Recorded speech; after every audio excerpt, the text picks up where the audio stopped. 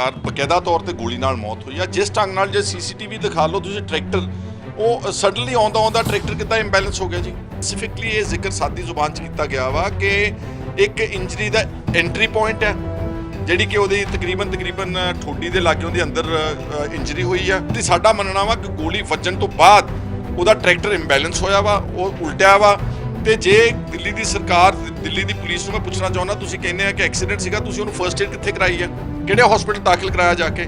ਉਹ ਤੇ ਸਾਰੇ ਅਫਸਰਸ਼ਾਹੀ ਸੀ, ਸਿਵਲ ਪੁਲਿਸ ਐਡਮਿਨਿਸਟ੍ਰੇਸ਼ਨ ਸੀਗੀ, ਇਸ ਲਈ ਇਹ ਸਰਾਸਰ ਕਤਲ ਕੀਤਾ ਗਿਆ ਜ਼ਰੂਰ। ਔਰ ਇੱਕ ਫਾਇਰਿੰਗ ਇਨਸੀਡੈਂਟ ਰੈੱਡ ਫੋਰਟ ਦੇ ਅੰਦਰ ਵੀ ਹੋਇਆ ਵਾ, ਉਹਦੀ ਸੋਸ਼ਲ ਮੀਡੀਆ ਦੇ ਉੱਤੇ ਵੀਡੀਓ ਵਾਇਰਲ ਹੈ, ਸ਼ਾਰਟ ਜੀ, ਜਿਹਦੇ 'ਚ 3-4 ਗੋਲੀਆਂ ਦੀ ਆਵਾਜ਼ ਸੁਣਾਈ ਦਿੰਦੀ ਤੇ ਇੱਕ ਆਦਮੀ ਦੇ ਨੌਜਵਾਨ ਦੇ ਪੱਟ ਵਿੱਚ ਗੋਲੀ ਲੱਗਦੀ ਆ।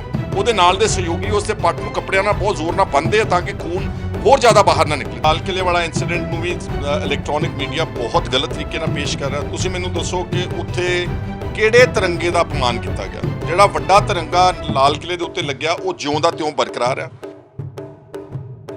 ਸਤਿ ਸ਼੍ਰੀ ਅਕਾਲ, ਤੁਸੀਂ ਦੇਖ ਰਹੇ ਹੋ ਡੇਲੀ ਪੋਸਟ ਪੰਜਾਬੀ। ਤੇ ਜਿਸ ਤਰ੍ਹਾਂ ਦੇ ਨਾਲ ਨਵਰੀਤ ਦੀ ਮੌਤ ਨੂੰ ਲੈ ਕੇ ਜੇ ਕਹੀਏ ਕਿ ਪਹਿਲੇ ਦਿਨ ਹੀ ਲਗਾਤਾਰ ਸਸਪੈਂਸ ਬਣਿਆ ਹੋਇਆ ਹੈ ਕਿ ਪਹਿਲਾਂ ਖਬਰਾਂ ਆਉਂਦੀਆਂ ਨੇ ਕਿ ਉਹਦੀ ਗੋਲੀ ਨਾਲ ਮੌਤ ਹੋ ਜਾਂਦੀ ਹੈ, ਫਿਰ ਸੀਸੀਟੀਵੀ ਰਿਲੀਜ਼ ਹੁੰਦਾ।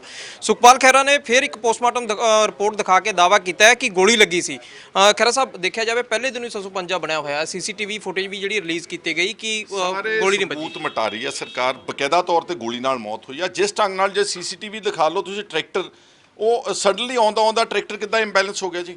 ਜਿਹੜੀ ਪੋਸਟਮਾਰਟਮ ਰਿਪੋਰਟ ਮੇਰੇ ਹੱਥ ਵਿੱਚ ਆ, ਇਹਦੇ 'ਚ ਸਪੈਸੀਫਿਕਲੀ ਇਹ ਜ਼ਿਕਰ ਸਾਦੀ ਜ਼ੁਬਾਨ 'ਚ ਕੀਤਾ ਗਿਆ ਵਾ ਕਿ ਇੱਕ ਇੰਜਰੀ ਦਾ ਐਂਟਰੀ ਪੁਆਇੰਟ ਹੈ ਜਿਹੜੀ ਕਿ ਉਹਦੀ ਤਕਰੀਬਨ ਠੋਡੀ ਦੇ ਲਾਗੇ ਉਹਦੇ ਅੰਦਰ ਇੰਜਰੀ ਹੋਈ ਆ ਤੇ ਉਹਦੇ ਕੰਨ ਦੇ ਲਾਗੇ ਐਗਜ਼ਿਟ ਪੁਆਇੰਟ ਹੈ। ਬ੍ਰੇਨ ਮੈਟਰ ਇਜ਼ ਪੋਰਿੰਗ ਆਊਟ, ਜਿਹੜਾ ਦਿਮਾਗ ਆ ਉਹ ਬਾਹਰ ਉਲਰ ਕੇ ਆਇਆ ਹੋਇਆ ਵਾ। ਇਸ ਲਈ ਸਾਡਾ ਮੰਨਣਾ ਵਾ ਕਿ ਗੋਲੀ ਵੱਜਣ ਤੋਂ ਬਾਅਦ ਉਹਦਾ ਟਰੈਕਟਰ ਇੰਬੈਲੈਂਸ ਹੋਇਆ ਵਾ, ਉਹ ਉਲਟਿਆ ਵਾ। ਤੇ ਜੇ ਦਿੱਲੀ ਦੀ ਸਰਕਾਰ ਦਿੱਲੀ ਦੀ ਪੁਲਿਸ ਨੂੰ ਮੈਂ ਪੁੱਛਣਾ ਚਾਹੁੰਦਾ, ਤੁਸੀਂ ਕਹਿੰਦੇ ਆ ਕਿ ਐਕਸੀਡੈਂਟ ਸੀਗਾ, ਤੁਸੀਂ ਉਹਨੂੰ ਫਰਸਟ ਏਡ ਕਿੱਥੇ ਕਰਾਈ ਆ, ਕਿਹੜੇ ਹਸਪੀਟਲ ਦਾਖਲ ਕਰਾਇਆ ਜਾ ਕੇ? ਉਹ ਤੇ ਸਾਰੇ ਅਫਸਰਸ਼ਾਹੀ ਸੀ, ਸਿਵਲ ਪੁਲਿਸ ਐਡਮਿਨਿਸਟ੍ਰੇਸ਼ਨ ਸੀਗੀ, ਇਸ ਲਈ ਇਹ ਸਰਾਸਰ ਕਤਲ ਕੀਤਾ ਗਿਆ ਵਾ। ਔਰ ਹੁਣ ਉਸ ਕਤਲ ਨੂੰ ਜਿਹੜਾ ਗੋਦੀ ਦਾ ਮੀਡੀਆ ਵਾ ਉਹਨੂੰ ਡਾਊਨ ਪਲੇ ਕਰ ਰਿਹਾ, ਉਹਨੂੰ ਐਕਸੀਡੈਂਟ ਬਣਾ ਰਿਹਾ ਵਾ। ਔਰ ਮੈਨੂੰ ਅਫਸੋਸ ਹੈ ਸਾਡੀਆਂ ਪੋਲੀਟੀਕਲ ਪਾਰਟੀਆਂ ਦੇ ਕੋਈ ਉਹਦੇ ਹੱਕ 'ਚ ਨਹੀਂ ਬੋਲਿਆ। ਆ ਜਿਹੜੀਆਂ ਵੱਡੀਆਂ ਪਾਰਟੀਆਂ ਕਹਿੰਦੀਆਂ ਅਸੀਂ ਪੰਥਕ ਆ, ਕਿਸਾਨ ਹਤੈਸ਼ੀ ਆ, ਇੱਕ ਨੇ ਉਹਦੇ ਹੱਕ 'ਚ ਆਵਾਜ਼ ਨਹੀਂ ਉਠਾਈ। ਸਾਡਾ ਸਭ ਦਾ ਨੈਤਿਕ ਫਰਜ਼ ਆ ਕਿ ਨਵਰੀਤ ਸਿੰਘ ਨੇ ਇਹ ਜਿਹੜੀ ਜਾਨ ਦਿੱਤੀ ਆ ਇਹ ਕਿਸਾਨੀ ਅੰਦੋਲਨ 'ਚ ਗਈ ਆ, ਉਹਦਾ ਜ਼ਾਤੀ ਕੰਮ ਨਹੀਂ ਸੀਗਾ।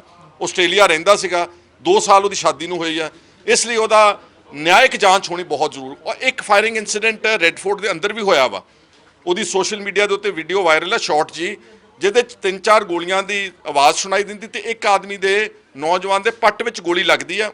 ਉਹਦੇ ਨਾਲ ਦੇ ਸਹਿਯੋਗੀ ਉਸ ਦੇ ਪੱਟ ਨੂੰ ਕੱਪੜਿਆਂ ਨਾਲ ਬਹੁਤ ਜ਼ੋਰ ਨਾਲ ਬੰਨ੍ਹਦੇ ਆ ਤਾਂ ਕਿ ਖੂਨ ਹੋਰ ਜ਼ਿਆਦਾ ਬਾਹਰ ਨਾ ਨਿਕਲੇ। That clearly shows that police had the authority to fire upon people.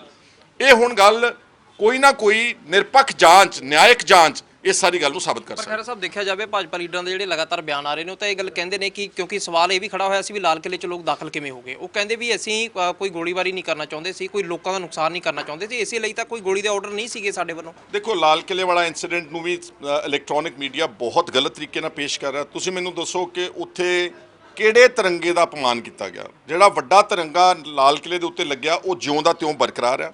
ਔਰ ਕਿਸਾਨਾਂ ਨੇ ਇੱਕ ਕਿਸਾਨੀ ਝੰਡਾ ਉੱਥੇ ਲਹਿਰਾਇਆ ਤੇ ਇੱਕ ਨਿਸ਼ਾਨ ਸਾਹਿਬ, ਕਿੱਡਾ ਕੁ ਵੱਡਾ ਗੁਨਾਹ ਕਰ ਦਿੱਤਾ ਸੀ। ਤੇ ਜੇ ਉਹਨਾਂ ਨੇ ਤਿਰੰਗੇ ਦਾ ਅਪਮਾਨ ਕਰਨਾ ਸੀ ਤੇ ਫਿਰ ਲੱਖਾਂ ਦੀ ਤਾਦਾਦ ਵਿੱਚ ਟਰੈਕਟਰਾਂ ਦੇ ਕਿਉਂ ਲਾ ਕੇ ਫਿਰਦੇ ਸੀਗੇ? ਹਰ ਕਿਸਾਨ ਦੇ ਹੱਥ ਵਿੱਚ ਤਿਰੰਗਾ ਝੰਡਾ ਵੀ ਨਾਲ ਸੀਗਾ। ਦੇਅਰਫੋਰ ਇਹ ਸਾਰਾ ਕਨਕੋਕਟਡ ਸਟੋਰੀ ਆ, ਬਦਨਾਮ ਕਰ ਰਹੇ ਨੇ। ਜਿੱਦਾਂ ਮੈਂ ਪਹਿਲਾਂ ਕਿਹਾ ਕਿ ਇਹਨੂੰ ਜ਼ਾਤ ਤੇ ਧਰਮ ਦੇ ਆਧਾਰ ਦੇ ਉੱਤੇ ਬੀਜੇਪੀ ਦੀ ਪੂਰੀ ਕੋਸ਼ਿਸ਼ ਹੈ ਕਿ ਇਸ ਧਰਨੇ ਨੂੰ ਬਦਨਾਮ ਕਰਕੇ ਇਹਨੂੰ ਸਿੱਖ ਬਨਾਮ ਹਿੰਦੂ ਬਣਾ ਦਈਏ। ਜੋ ਕੁਝ ਕੱਲ ਕੁੰਡਲੀ 'ਚ ਜਿਹੜੇ ਉਹਨਾਂ ਦੇ ਕੀ ਕਹਿੰਦੇ ਹੁੰਦੇ ਆ, ਪਹਾੜੇ ਦੇ ਟੱਟੂ ਕੇ ਕੀ ਕਹਿੰਦੇ ਹੁੰਦੇ ਜੀ, ਉਹ ਜਿਹੜੇ ਪੇਡ ਏਜੰਟ ਨੇ, ਬਾੜੇ ਕੇ ਟੱਟੂ ਜਿਹੜੇ ਸੀਗੇ ਬੀਜੇਪੀ ਆਰਐਸਐਸ ਦੇ, ਉਹਨਾਂ ਨੇ ਕੱਲ ਕੁੰਡਲੀ ਵਿੱਚ ਜਾ ਕੇ ਲੋਕਾਂ ਨੂੰ ਬਹੁਤ ਇਨਸਾਈਟ ਕੀਤਾ ਕਿ ਕਿਸੇ ਤਰੀਕੇ ਨਾਲ ਸਾਡੇ ਤੇ ਕੁੱਟਮਾਰ ਕਰਨ, ਸਾਨੂੰ ਡਾਂਗਾ ਮਾਰਨ ਕਿਸਾਨ, ਤਾਂ ਕਿ ਅਸੀਂ ਦਿਖਾਈਏ ਕਿ ਤਾਂ ਸਿੱਖ ਬਨਾਮ ਹਿੰਦੂ ਮੋਰਚਾ ਵਾ। ਇਹ ਸਾਰੀਆਂ ਸਾਜ਼ਿਸ਼ਾਂ ਬੀਜੇਪੀ ਗਲਤ ਕਰ ਰਹੀ ਆ। ਔਰ ਜਿਹੜਾ ਪਰਚਾ ਦਰਜ ਕੀਤਾ ਕਿਸਾਨ ਲੀਡਰਾਂ ਤੇ, ਇਹ ਸਰਾਸਰ ਬਦਲਾਖੋਰੀ ਆ, ਇਹ ਸਰਾਸਰ ਉਹਨਾਂ ਦੀ ਆਵਾਜ਼ ਦਬਾਉਣ ਦੇ ਨਜ਼ਰੀਏ ਨਾਲ ਆ, ਉਹਨਾਂ ਨੂੰ ਧਮਕਾਉਣ ਦੇ ਨਜ਼ਰੀਏ ਨਾਲ, ਇਹ ਸਿਆਸੀ ਅੱਤਵਾਦ ਆ, ਇਹ ਪੋਲੀਟੀਕਲ ਵੈਂਡੇਟਾ ਵਾ। ਇਹ ਸਾਰਾ ਮੁਕੱਦਮਾ ਰੱਦ ਹੋਣਾ ਚਾਹੀਦਾ ਤੇ ਜਿਹੜੇ ਨੌਜਵਾਨਾਂ ਨੂੰ ਉੱਥੇ ਅਰੈਸਟ ਕੀਤਾ ਹੋਇਆ ਜੇਲ੍ਹ ਦੇ ਵਿੱਚ, ਉਹ ਸਾਰਿਆਂ ਨੂੰ ਸਰਕਾਰ ਨੂੰ ਛੱਡਣਾ ਚਾਹੀਦਾ। ਕਿਸਾਨਾਂ ਦੀਆਂ ਜਾਇਜ਼ ਹੱਕੀ ਮੰਗਾਂ ਮੰਨ ਲੈਣੀਆਂ ਚਾਹੀਦੀਆਂ ਤਾਂ ਕਿ ਦੇਸ਼ ਮਜ਼ਬੂਤ ਹੋ ਕੇ ਨਿਕਲੇ। ਅੱਜ ਜੋ ਕੁਝ ਬੀਜੇਪੀ ਕਰ ਰਹੀ ਹੈ ਦੇਸ਼ ਨੂੰ ਤੋੜਨ ਦੇ ਏਜੰਡੇ ਦੇ ਉੱਤੇ ਲੱਗੀ। ਅਗਰ ਕੋਈ ਐਂਟੀ ਨੈਸ਼ਨਲ ਅੱਜ ਕੋਈ ਵਾਕਈ ਹੈ ਉਹ ਬੀਜੇਪੀ ਦੀ ਸਰਕਾਰ ਹੈ ਤੇ ਇਹਦਾ ਗੋਦੀ ਮੀਡੀਆ। ਅਗਰ ਕੋਈ ਉਗਰਵਾਦ ਆ, ਅਗਰ ਕੋਈ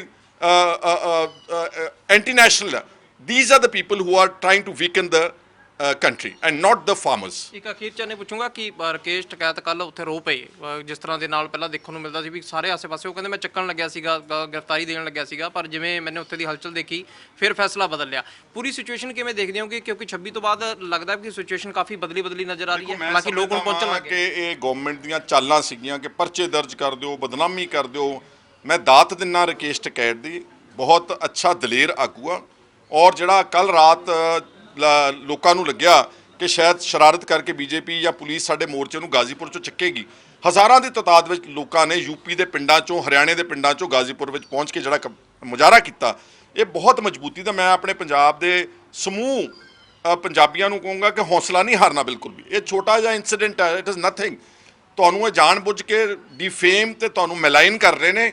ਆਪਾਂ ਇਹਨਾਂ ਮੋਰਚਿਆਂ ਨੂੰ ਬਰਕਰਾਰ ਰੱਖਣਾ ਵਾ, ਔਰ ਇਸ ਮੋਰਚੇ ਨੂੰ ਉਦੋਂ ਤੱਕ ਨਹੀਂ ਹਟਾਉਣਾ ਜਦ ਤੱਕ ਉੱਥੋਂ ਫਤਿਹ ਪ੍ਰਾਪਤ ਨਹੀਂ ਹੁੰਦੀ। ਔਰ ਦੂਜਾ BKU ਦੇ ਲੀਡਰਸ ਨੂੰ ਮੇਰੀ ਬੇਨਤੀ ਹੈ ਕਿ ਨਵਰੀਤ ਨੂੰ ਜ਼ਰੂਰ ਓਨ ਅਪ ਕਰੋ।